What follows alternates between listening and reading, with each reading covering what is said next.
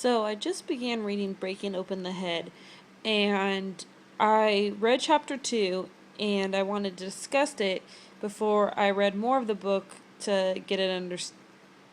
the full understanding. So on chapter 2 was Mad to Be Saved, and when I was reading it, it sparked something in me because I was getting pissed off while I was reading it because why would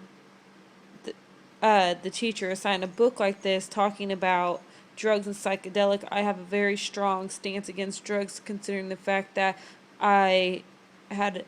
a brother who has struggled with addiction. So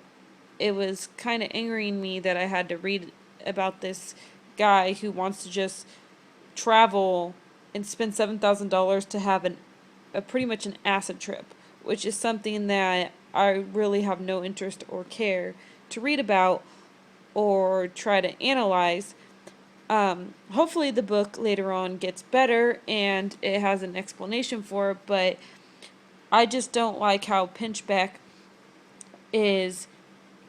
just curious and has obviously done many drugs and psychedelics and blames it on the fact of him trying to almost find where he fits into this world, so he gives the excuse of doing these drugs and these psychedelics, which he shouldn't be doing it he shouldn't have any interest in doing this at all. I just i just have a strong stance against drugs, and I really hope that this story goes a different way than just talking about someone's psychedelic trip, because I don't feel like reading a whole book and having read an essay on someone taking psychedelics.